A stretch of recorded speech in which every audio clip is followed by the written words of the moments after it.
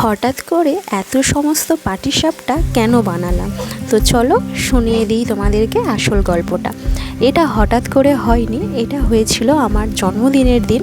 আর ভিডিওটা আমি এতদিন ধরে পোস্ট করতে পারিনি কিছু কারণের জন্য। তো এটা সিজনেই হয়েছে, যখন তাল ছিল সেই তালের সিজনেই আমি ভিডিওটা করেছিলাম।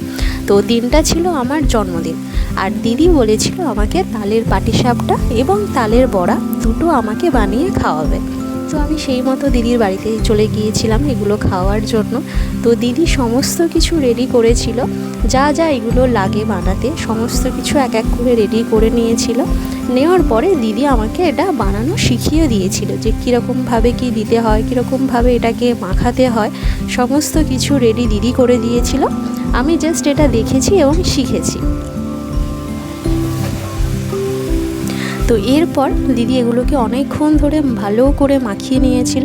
নেওয়ার পর দিদি এটাকে অনেকক্ষণ ধরে জাস্ট অবজারভেশনে রেখে দিয়েছিল। অবজারভেশন বলবো না, অনেকক্ষণ ধরে এটা ম্যারিনেট করে রাখা হয়, কারণ এটার মধ্যে যে মিষ্টি, চিনি, গুড় এগুলো দেওয়া হয়, তো ওটা মেশাতে যাতে মিশে যায় ভালোভাবে, সেই জন্য। তো এরপর দিদি শুরু করে দিয়েছিল পাটিসাপটা বানানো। তো পাটিসাপটাটা রেডি হয়েছে, তার মধ্যে দেওয়া হচ্ছিল ক্ষীর। তো এই ক্ষীরটা দিদিই বানিয়েছে সন্দেশ দিয়ে এবং চিনি কিছু দিয়ে বানিয়েছিল। তো সেটা দিদি এক এক করে দিচ্ছে এবং আমাকে শেখাচ্ছিল যে এরকমভাবে গোল গোল করে বানাতে হয়। বানানোর পর যখন এটা কিছুক্ষণ রাখলে তারপর এটা শক্ত হয়ে যাবে। তো আর এদিকেও ভাজা হচ্ছিল আমাদের তালের বড়া।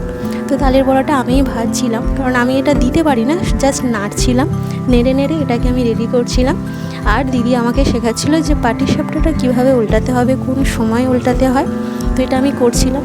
এইবার আমি এটা তো করতে গিয়ে হিমশিম খেয়ে গেছি, বারবার ছ্যাঁকা খাচ্ছিলাম আমি, কারণ এটার রোল বানাতে হবে হাত দিয়ে।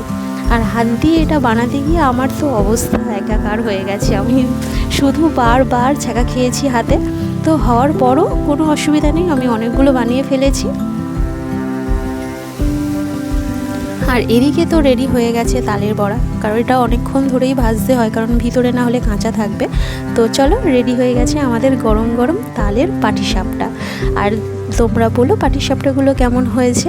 তো আরও ভিডিও আমি নেক্সট আরও ভিডিও দেব, তো তোমরা শেয়ার করো এবং লাইক করতে থাকো।